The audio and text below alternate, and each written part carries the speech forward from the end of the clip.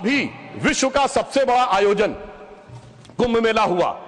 इसके लिए उत्तर प्रदेश की सरकार की तो प्रशंसा की जा सकती है, इसमें कोई दो राय नहीं है, परंतु यह भी सत्य है सर, इतना बड़ा आयोजन हुआ और किसी प्रकार की कोई अप्रिय घटना, एक दुर्घटनावश होने वाली उस भगदड़ के अलावा क्या कोई गोली चली, कोई पटाखा फूटा, कोई सुरक्षा को लेकर अटैक हुआ?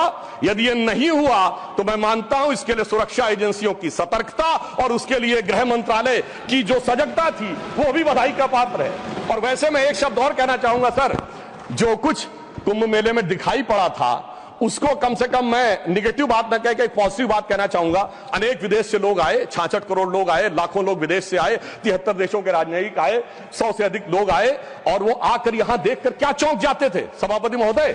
कोई कहता था दुनिया में सब कुछ पैसे के लिए होता है, मार्क्स, तो कोई कहता था सब फिजिकल प्लेजर के लिए होता है, फ्रायड, तो कोई कहता था नेम एंड फेम के लिए होता है। परंतु जब हमारे यहां नागा सन्यासियों को देखते थे तो पश्चिम के लोग आके जानते कि वो चौंक जाते थे। उसे एक पंक्ति में कहूं कि वो सुख खोजे भौतिकता में, मदिरा में मांस की बोटी में, ये भस्म रमाए अपने तन पर खुश हैं सिर्फ लंगोटी में। और सभापति महोदय, मार्क्स भी फेल, मैक्स वेबर भी फेल, फ्रायड भी फेल, कम से कम ये प्रेरणा देनी चाहिए भारतीय संस्कृति के बारे में। और परंतु मैं क्या कहूं, दुनिया की सबसे बड़ी कंपनी स्टीव जॉब्स के, एप्पल के, मतलब सबसे एडवांस कंपनियों में से एक, उनकी पत्नी लॉरेन पावेल भी आई और नाम भी उन्होंने कमला देवी रखा, परंतु कुछ लोगों को उसके बाद भी उसमें स्नान करने में समस्या नजर आई। तो मैं ईमानदारी से और विनम्रता से यह कहना चाहता हूं, सभी धर्मों की भावना का सम्मान होना चाहिए।